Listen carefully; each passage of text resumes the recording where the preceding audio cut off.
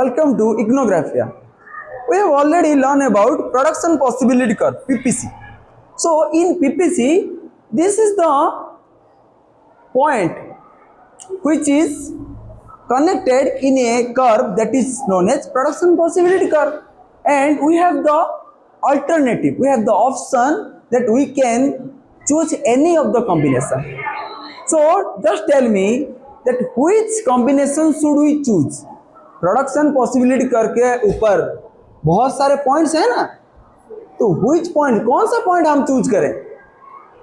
किसी को पता है? वैसे ही जब हम हाउ टू प्रोड्यूस में पढ़ रहे हैं कि ये तो व्हाट टू प्रोड्यूस में समझ लिया कि बहुत सारे गुड्स है हमारे पास, कौन सा चूज करना है।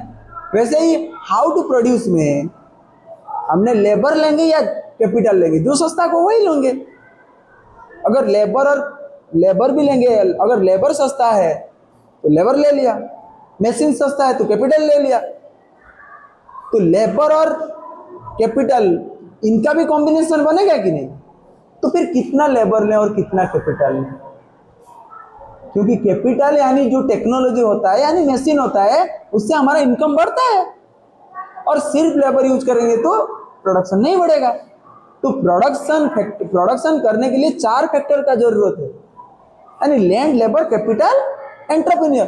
तो फिर किससे कितना लें, कितना लेबर लें, कितना कैपिटल लें? This is the question.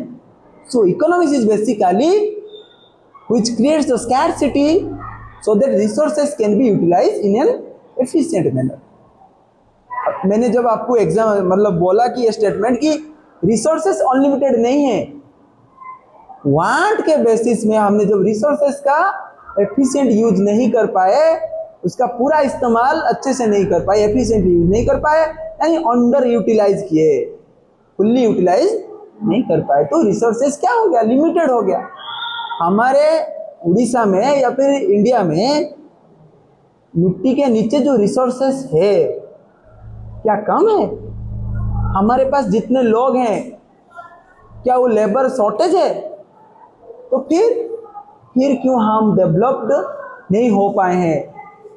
Because we are trying to use resources in an efficient manner. तो हमने क्या किया, पहले हमने रिसोर्सेस को एफिशिएंट यूज नहीं कर पाए, इसीलिए इतना लेट हो गया है।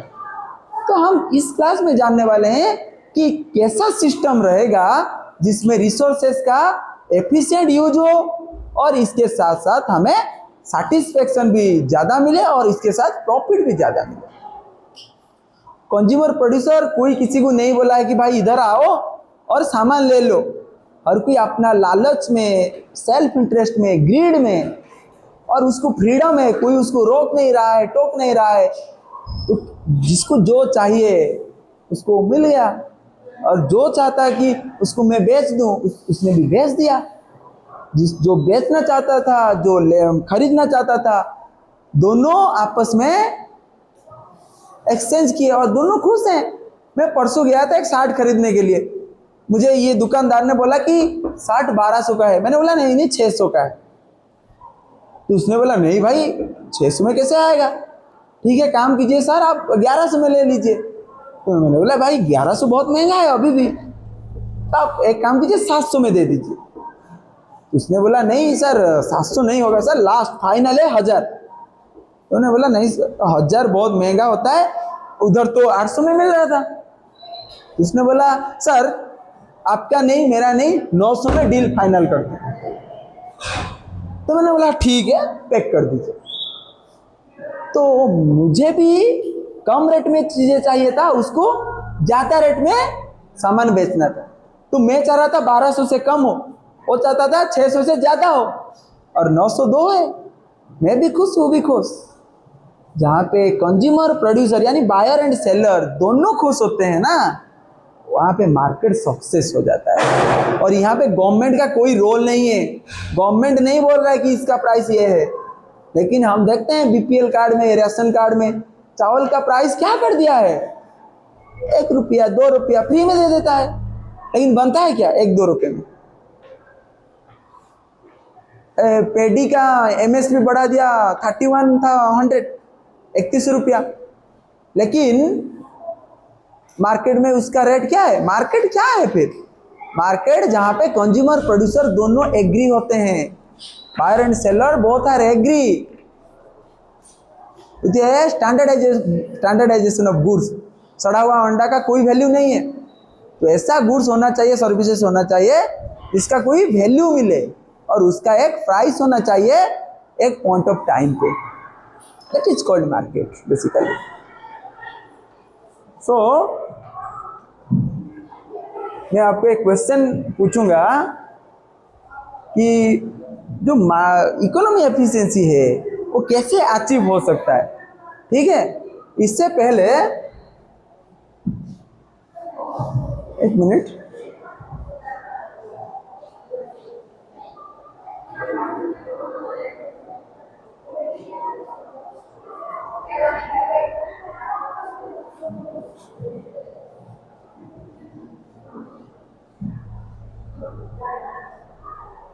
ठीक है? तो मैंने जैसे आपको पीजी का एग्जांपल दिया ना, उसमें क्या कर सकते हैं, कोई बता सकता है? सोचना जाके, लेकिन मैं थोड़ा बता देता हूँ, ठीक है? ऐसा है कि हम एक लेबर हायर कर लेंगे, वो 200 रूम घूमेगा, मतलब जाके वो लाइट फैन ऑफ कर देगा बच्चे जाने के बाद। तो उसको हमने 10,000 में रख लिया। पहला दिन तो उसने पूरा 200 रूम घुमा, उसमें से कुछ 50 रूम में लाइट फैन ऑन था, उसने उसको बंद कर दिया। अगला दिन उसने देखा कि मालिक तो इधर नहीं है, तो मैं क्या करूं, 200 रूम क्यों घूमना है भाई, इतना मेहनत कौन करता है, मुझे तो 10,000 महीने में मिल जाएगा और मिल रहा है, तो मैं थोड़ा 20 रूम में या 50 रूम में घूम के आ जाऊंगा। उसने वही किया। अगला दिन और भी देखा, बोला कि सीसीटीवी नहीं है, कोई नहीं देख रहा है, तो मैं क्या करूं, 10 रूम में घूम के आ जाऊं। अगला दिन ऐसा सोचा कि भाई जाने का क्या फायदा है, जब मुझे पैसा मिल रहा है, सैलरी मिल रहा है, तो उसने गया ही नहीं। महीने के बाद जब इलेक्ट्रिसिटी का बिल आया, वही सेम आया है, ऊपर से ये 10,000 का खर्चा जुड़ गया, तो खर्चा तो बढ़ गया, तो प्रॉब्लम और भी गहरा हो गया। तो उसने फिर क्या किया, एक दूसरा लेबर हायर किया, उसको रखा कि ये काम करता है कि नहीं तू देख। तो उसने भी कोई इंसेंटिव नहीं है, उसने भी देखा कि भाई इधर तो मालिक नहीं रहता है, उसने देखा भी नहीं, तो खर्चा तो ऐसे बढ़ने लग गया। तो फिर उसको सुपरवाइज करने के लिए एक और लोग, उसको सुपरवाइज करने के लिए एक और लोग, ऐसे अगर लेबर हायर करते रहे और कोई काम नहीं कर रहा है तो खर्चा बढ़ रहा है। तो इसको बोलते हैं बेसिकली कम्युनिज्म। तो कम्युनिज्म में जो कंज्यूमर है उसको कोई फ्रीडम नहीं है कंजप्शन करने का, कोई फ्रीडम नहीं है प्रोडक्शन करने का। तो अगर कोई बच्चा चाहेगा कि मैं एसी यूज करूं, टीवी यूज करूं, यूज नहीं कर पाएगा, लैपटॉप चार्ज करना है, कर नहीं पा रहा है। तो एक इकोनॉमी के अंदर जो सिस्टम जिसमें consumption, production, exchange, distribution, trade, ये कैसे होता है, इसका ओनर कौन है, इसके बेसिस में हमने इकोनॉमिक सिस्टम डेवलप किए हैं। और जो देश में जो ओनरशिप का जो सिस्टम है यूज होता है या फिर लागू होता है, फॉलो किया जाता है, उसको हम वही इकोनॉमिक सिस्टम बोलते हैं। जैसे कम्युनिज्म, ये एक इकोनॉमिक सिस्टम है जिसमें प्राइवेट प्रॉपर्टी बोल के कुछ है ही नहीं, सब कुछ गवर्नमेंट का है। But both production and consumption are collectively owned, leaving no individual property. तुम्हारा जमीन भी तुम्हारा नहीं है, तुम्हारा घर भी तुम्हारा नहीं है, क्या जिंदगी है। लेकिन कम्युनिज्म सक्सेस हुआ है चाइना में। चाइना इकोनॉमी जो होता है ना, वो कम्युनिज्म है। वहाँ पे अगर आपके पास कुछ लैंड एरिया है और आपने उसमें आधा ही एग्रीकल्चर किया, फार्मिंग किया, बाकी आधा गवर्नमेंट आपसे ले लेगा, किसी और को दे देगा, और आप जो बनाएंगे वो गवर्नमेंट को ही बेचेंगे, फिर गवर्नमेंट आपको खाने के लिए देगा, जो भी यूज करना है कंजप्शन करने के लिए। और चाइना हमसे बहुत आगे है, और हमने जो सिस्टम फॉलो किए हैं उसके बारे में भी डिस्कस करेंगे। इसके बाद आते हैं उसी में लौट जाते हैं कि जो पीजी जो हॉस्टल चला रहे हैं ना, तो उसमें क्या करना है, उसमें एक मेन स्विच रख देंगे। अभी लोग नहीं रखेंगे, मेन स्विच रख दिए, 10 बजे सब निकल गए, फिर 5 बजे आए तो फिर लाइट ऑन, सबको मिल गया, प्रॉब्लम सॉल्यूशन हो गया? नहीं, सॉल्यूशन कहाँ हुआ अभी। कोई बच्चा सीख है, वो तो हॉस्टल में रहेगा, लेकिन उसको तो इलेक्ट्रिसिटी नहीं मिला। अगर इलेक्ट्रिसिटी नहीं मिला तो वेलफेयर उसका कम हो गया, तो पे कर रहा है कि नहीं। तो हम क्या करेंगे, क्या मैकेनिज्म लाएंगे? क्या लाएंगे? हर किसी का रूम के बाहर मीटर लगा देंगे, सब मीटर, यानी जो जितना चाहेगा जब चाहेगा यूज कर सकता है। लेकिन इसमें भी प्रॉब्लम है, सॉल्यूशन हो गया क्या? इसमें भी प्रॉब्लम है क्या? जो पोर है, जिसके पास पैसा नहीं है, परचेजिंग पावर नहीं है, वो क्या करेगा? उसके लिए हम गवर्नमेंट को बुलाएंगे, गवर्नमेंट उनको क्या करेगा? सब्सिडी देगा, डायरेक्ट ट्रांसफर करेगा। डायरेक्ट ट्रांसफर करेगा तो उसका बैंक अकाउंट में आएगा, वो फिर अपना पैसा जब होता है ना, आप खुद खर्चे करते हैं, तो हम बहुत सोच समझ के खर्चा करते हैं, तो फिर वो ज़्यादा बिजली खुला नहीं छोड़ेगा, बिजली खुला नहीं छोड़ेगा। जब जाएगा तो 5 बार देखेगा लाइट ऑफ है कि नहीं, स्विच ऑफ है कि नहीं, गलती से तो ऑन नहीं हो गया, देखेगा भाई। तो बिजली का खर्चा हमने कम कर लिया, बिजली जो है एनर्जी रिसोर्सेस, उसको हमने एफिशिएंट यूज किया और खर्चा भी कम, यानी कॉस्ट मिनिमाइजेशन किया, यानी इकोनोमाइज किया, और हर किसी को इलेक्ट्रिसिटी मिला, यानी सेटिस्फेक्शन भी मैक्सिमम हुआ और प्रॉफिट भी मैक्सिमाइज हुआ। तो कंज्यूमर और प्रोड्यूसर दोनों खुश है। तो इसमें क्या हुआ, जो कंज्यूमर है यानी जो बच्चा पीजी में है, वो अगर चाहेगा एसी लगाएगा, वो लगा सकता है, अगर यूज करेगा तो पैसा देगा। टीवी लगाना है, लगा सकता है, तो जो यूज करेगा वो फिर इसमें फिर क्या है, फ्रीडम है, उसको फ्रीडम। और यही हम चाहते हैं कि नहीं, फ्रीडम हमें चाहिए कि नहीं। तो हम मैं अगर चाहूंगा तो कुछ भी बना सकता हूं, मुझे कोई रोकेगा नहीं, गवर्नमेंट नहीं रोकेगा, पुलिस नहीं रोकेगा, कोर्ट नहीं रोकेगा। हाँ, मैंने कोई क्रिमिनल एक्टिविटी नहीं करना है, ठीक है। इलीगली हमने अगर गन प्रोडक्शन करेंगे तो वायोलेशन कर रहे हैं हम, जो नेशनल सिक्योरिटी। तो प्रोडक्शन करने का, कंजप्शन करने का जो फ्रीडम होता है ना, freedom, that is greed, that is self interest, and that is free market economy, that is market mechanism, जहां पे कंज्यूमर प्रोड्यूसर फ्रीली आपस में इंटरेक्ट करते हैं। प्राइस को किसी ने बांधा नहीं, प्राइस को तुम खुला छोड़ो, प्राइस को बांधो मत। जब प्राइस को हम खुला छोड़ते हैं ना, प्राइस क्या करता है, व्हाट इज प्राइस? प्राइस जो होता है वो सिग्नल देता है। क्या सिग्नल देता है? प्रोड्यूसर को सिग्नल देता है। जब प्राइस बढ़ने लगता है तो प्रोड्यूसर को सिग्नल ये देता है कि भाई तो और भी ज्यादा प्रोडक्शन कर। जब प्राइस नीचे जाता है तो उसको सिग्नल देता है कि भाई तो प्रोडक्शन मत कर। और कंज्यूमर को भी सिग्नल देता है कि जब प्राइस बढ़ रहा है तो मत खरीद, जब प्राइस घट रहा है तो खरीद ले। तो हम ऐसे ही करते हैं। तो इकोनॉमिक्स जो होता है ना, वो ह्यूमन का बिहेवियर को स्टडी किया है, और उस ह्यूमन को हमने कीनली स्टडी किया है, कैसे वो खर्चा करता है, कैसे वो चीजें बनाता है, कितना बनाता है, कितना खरीदता है, कैसे खरीदता है। जो आइसक्रीम समर में मजा देता है, सर्दी में हाँ, सर्दी में तो दिक्कत हमें पहुंचाता है।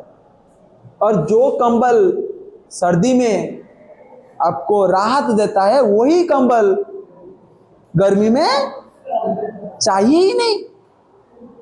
और जो कंबल अभी लद्दाख में बेचा जा रहा है, वही कंबल अगर उड़ीसा में लाएंगे या फिर कोई दूसरा स्टेट में लाएंगे तो फिर क्या होगा? कौन खरीदेगा? तो क्या होता है ना, हमारे पास मान लो अभी हम लद्दाख में हैं, हमारे पास 100 रुपए है, तो बहुत सर्दी लग रहा है, तो क्या करेंगे? पैसा रखेंगे हाथ में, क्या करेंगे? कंबल ले लेंगे। एक चीज के बदले दूसरा चीज हमने ले लिया। तो जो मनी होता है ना, वो एक गुड्स है। और मैंने बताया गुड्स क्या होता है, जो विजिबल होता है, जो टैंजिबल होता है। तो छू सकते हैं, देख सकते हैं। अगर वही पैसा हमारे पास है और यहाँ पे धूप है अभी, हम कंबल लेंगे? कंबल ना लेके हम पैसा अपने पास रखेंगे। तो place to place, season to season, utility और सैटिस्फैक्शन जो कंज्यूमर का डिसीजन है जो चेंज होता रहता है। ये लड़कियों को लिपस्टिक चाहिए, लड़कों को चाहिए क्या? तो जेंडर के बेसिस में भी डिफरेंस है। बच्चा को किंडर जॉय चाहिए, तुम्हें किंडर जॉय चाहिए? तुम फिर बच्चे हो आज अभी भी। मुझे किंडर जॉय चाहिए क्या? नहीं, मुझे तो मोबाइल फोन चाहिए। किंडर जॉय चाहिए कि मोबाइल चाहिए? मोबाइल, सब कोई बोल रहा है मोबाइल चाहिए। तो इसको बोलते हैं बेटा capitalism. Capitalism emphasis private property right over both production and consumption and individuals can own factories as well as home. तो घर भी आपका है, कंपनी यानी फैक्ट्रीज आपका है। लेकिन इससे पहले जब हमने सेंट्रल स्विच बोला था ना, एक मेन स्विच रहेगा। हाँ, मेन स्विच जो होता है उसमें कंजप्शन तो आप कर सकते हैं लेकिन प्रोडक्शन नहीं कर सकते। 1991 से पहले इंडिया में अगर दुकान भी खोलना है ना, गवर्नमेंट का परमिशन चाहिए। अभी क्या है, हमने लिबरलाइजेशन कर दिया 1991। पीवी नरसिम्हा राव का गवर्नमेंट था, यानी प्राइम मिनिस्टर वो थे, और प्रधानमंत्री जो थे, पहले जो प्रधानमंत्री थे हमारे डॉक्टर मनमोहन सिंह, वो फाइनेंस मिनिस्टर थे। उन्होंने रिफॉर्म लाया। हम जो इंपोर्ट करते हैं ना बाहर से, फॉरेन गुड्स एंड सर्विसेज, खाली 15 दिन का सामान खरीदने के लिए पैसा था हमारे पास। उस अभी 8 महीने 9 महीने तक है आराम से, एक्सपोर्ट अगर करेंगे भी नहीं। तो इसको बोलते हैं कैपिटलिज्म। ये अमेरिका में फॉलो होता है, यूएसए में, ठीक है। और सोशलिज्म जो होता है ना, इसमें कंजप्शन तो है लेकिन प्रोडक्शन करने का कोई भी राइट्स नहीं है, व्हिच आर पब्लिक और कोऑपरेटिवली ओन। तो प्रोडक्शन बहुत सारे लोग मिलके प्रोडक्शन का ओनरशिप करते हैं। तो ओनरशिप के बेसिस में हमने 3 सिस्टम पढ़ा, communism, socialism and capitalism. Communism China में फॉलो किया जाता है, सोशलिज्म कहाँ पे? रशिया में। रशिया का इकोनॉमी में सोशलिज्म फॉलो होता है और कैपिटलिज्म फॉलो होता है अमेरिका में। और इंडिया में तो और सोशलिज्म का एक और नाम है, आपका किताब में है, centrally planned economy. Central switch था ना, मेन स्विच, तो मेन स्विच से सेंट्रली प्लान्ड इकोनॉमी सोशलिज्म। आप किताब खोल के देख सकते हैं। और इंडिया ने क्या किया? इंडिया ने जब आजादी हुआ 1947 में, हमने तो पहले सब कुछ क्या बनाया था? गवर्नमेंट का ही बनाया था, यानी कम्युनिज्म फॉलो कर लिए थे। लेकिन कम्युनिज्म एक इनकम स्टैंडर्ड होने के बाद, उसके बाद फॉलो किया जा सकता है। हमारे देश में गरीबी है, उनके पास पैसा नहीं है। जब पैसा नहीं है, हम कम्युनिज्म फॉलो नहीं कर सकते। तो हमने फिर 1956 में सेकेंड इंडस्ट्रियल पॉलिसी लाए। उसमें हमने क्या किया? नहीं भाई, गवर्नमेंट का सब कुछ नहीं रहेगा, गवर्नमेंट और प्राइवेट दोनों ओनरशिप रहेगा। तो उसको फिर हम बोलते थे पब्लिक एंड प्राइवेट प्रॉपर्टी। और हम देखें कि पब्लिक प्रॉपर्टी जो होता है ना, अक्सर उसका कॉमन पूल रिसोर्सेस होता है, और उसमें क्या होता है? Free rider problem. ये सड़कें हमने बनाया क्या? लेकिन गाड़ी चलाते हैं ना, आपके गांव में तालाब होगा, आप मछली नहीं छोड़े होंगे, लेकिन रात में चुपके से नेट डाल के सब मछली ले ली। ऐसे ही समंदर किसका है? किसी का नहीं, हर किसी का है। किसी का नहीं का मतलब क्या है? सबका है। तो चाइना क्या करता है पता है? पाकिस्तान के समंदर तक आएगा, ठीक है ना, और सारा मछली पकड़ के ले जाएगा चाइना। और चाइना में बहुत सारे सी फूड खाते हैं, इसलिए कोरोना वायरस उधर से ही शुरू हुआ था। आर गेटिंग और नॉट? ठीक है। और हाँ, सो हम माइक्रो इकोनॉमिक्स एक ही क्वेश्चन में पढ़ने वाले हैं, that how is the market mechanism is the best way to generate economy efficiency. और हमें इकोनॉमी एफिशिएंसी चाहिए कैसे? Through market mechanism. और ये मार्केट मैकेनिज्म क्यों बेस्ट है? यानी मार्केट मैकेनिज्म का मतलब कैपिटलिज्म, यानी फ्री मार्केट, यानी सेल्फ इंटरेस्ट, यानी ग्रीड, लालच। लालच से हम इकोनॉमी एफिशिएंसी अचीव कर सकते हैं। तो इसमें 3 चीज पढ़ेंगे बेटे, market mechanism, the best and economic efficiency. देखो, if you have read the question that you will notice 3 key terms highlighted in bold: market mechanism, best and economic efficiency. We will break these questions and we will step down and we will discuss later. So in second chapter you will learn about the price puzzle, that is market mechanism, that how price is decided, how quantity is decided. एक biscuit के packet में 5 रुपए में 10 biscuit का piece है, क्यों 11 क्यों नहीं हुआ, 9 क्यों नहीं हुआ, 10 क्यों हुआ, और उसका प्राइस 5 से 6 क्यों नहीं हुआ, 4 क्यों नहीं हुआ? जहां पे कंज्यूमर प्रोड्यूसर दोनों एग्री है, अगर वो 11 कर देगा, अगर हम 11 मांगेंगे वो देगा नहीं क्योंकि उसका लॉस हो जाएगा। अगर उसने 9 दिया तो हम लेंगे नहीं क्योंकि हमारा लॉस हो जाएगा। तो जहां पे दोनों का सरप्लस मैक्सिमम है, कंज्यूमर का सरप्लस, प्रोड्यूसर का सरप्लस, वहां पे टोटल सरप्लस मैक्सिमम है। ये जो देख रहे हो ना केक, ये केक बड़ा हो जाएगा फिर बेसिकली। इसके आगे, ये वाला पॉइंट के आगे ट्रांजैक्शन नहीं हो पा रहा है, तो ये एक ही यूनिक पॉइंट है, इसको बोलते हैं इक्विलिब्रियम पॉइंट, जहां पे कंज्यूमर प्रोड्यूसर उनका जो पॉइंट है ना वो चेंज नहीं करना चाहते हैं, यानी ये स्टेबल पॉइंट है। तो मार्केट के अंदर डिमांड है और सप्लाई है। जो डिमांड होता है वो कंज्यूमर का होता है और सप्लाई जो होता है वो प्रोड्यूसर का होता है। तो कंज्यूमर कैसे डिसीजन लेता है? उसके पास पॉकेट होता है, पॉकेट है कि नहीं? पॉकेट के अंदर क्या होता है? हार्ट होता है, हार्ट।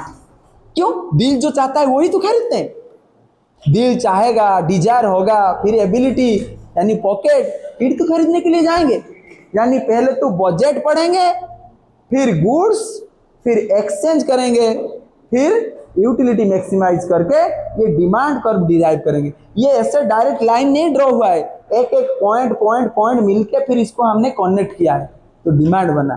तो अगले वाला क्लास में मैं पढ़ाऊंगा कैसे ग्राफ ड्रॉ करना है। मैंने दिखाया था ना प्रोडक्शन पॉसिबिलिटी कर्व में, X axis, Y axis, quadrant दिखाया था। और वैसे ही सप्लाई और प्रोडक्शन जो होता है ना, प्रोड्यूसर पहले कैलकुलेट करके कॉस्ट कितना है, और जो कॉस्ट होता है ना फ्री मार्केट में वही प्राइस होता है। जितने में बनाया उतने में बेच दिया। जिसमें लैंड, लेबर, कैपिटल, एंटरप्रेन्योर का पैसा है, there is no advertisement cost, there is no transportation cost. तो शाहरुख खान को पैसा देने का जरूरत नहीं है, ठीक है। फिर प्राइस एक्सचेंज करेंगे, फिर प्रोड्यूसर क्या चाहता है? प्रॉफिट को मैक्सिमाइज करेगा तो सप्लाई कर्व डिराइव हो जाएगा। और यहाँ पे ही जहाँ पे सप्लाई और डिमांड दोनों इंटरेक्ट करेंगे, यहाँ पे क्या बनेगा? प्राइस। ये हो जाएगा प्राइस, और उसी में क्वांटिटी। और हम हमेशा सोचते हैं कि कैसे प्रोडक्टिविटी अचीव हो। प्रोडक्टिविटी क्या? प्रोडक्टिविटी का मतलब कॉस्ट को कम करके, कॉस्ट जिस समय कम, प्रोडक्शन उसी समय ज्यादा। तो इसीलिए एक कर्व ऐसा बनता है कि ऐसे खर्चा कम होता है ना, ऐसे होता है, फिर ये होता है। तो जिस समय ये कम, उसी समय यहाँ पे ये ज्यादा होता है। तो ये वाला पॉइंट, फिर ये वाला पॉइंट, इसका गैप जो होता है ना, यही होता है प्रोडक्टिविटी का पॉइंट। फिर इकोनॉमिक एफिशिएंसी अचीव हो जाता है।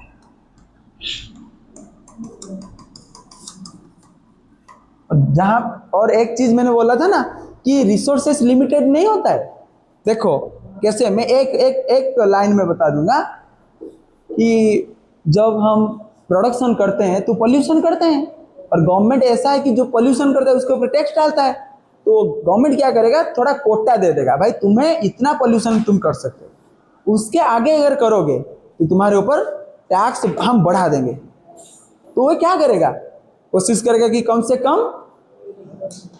से कम पोल्यूशन करके प्रोडक्शन ज्यादा करे, और बाकी का जो कोटा है वो क्या करेगा? बेचने का कोशिश करेगा। तो वो कोई पोल्यूशन का कोटा खरीदने का चाहेगा क्या? जो बड़ा कंपनी है वो चाहेगा, लेकिन छोटा कंपनी नहीं चाहेगा। तो फिर पोल्यूशन का जो कोटा है वो ज्यादा हो गया और खरीदने वाले कम, तो फिर स्कार्सिटी कहाँ हुआ? जहाँ पे खरीदने वाले ज्यादा बेचने वाले कम, स्कार्सिटी है। जहाँ पे खरीदने वाले कम और बेचने वाले ज्यादा, वहाँ पे स्कार्सिटी नहीं है।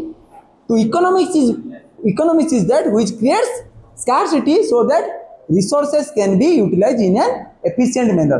तो रिसोर्सेस को हमने ऐसा यूज किया तो पॉल्यूशन हम कम किया और प्रोडक्शन ज्यादा कर दिया। और प्रोडक्शन ज्यादा कैसे होगा? टेक्नोलॉजी को हम एफिशिएंटली यूज करेंगे, लेबर को एफिशिएंट यूज करेंगे, यानी फैक्टर ऑफ प्रोडक्शन को एफिशिएंट यूज करेंगे। Thank you very much, thank you for listening. इतना पेशेंस के साथ सुना।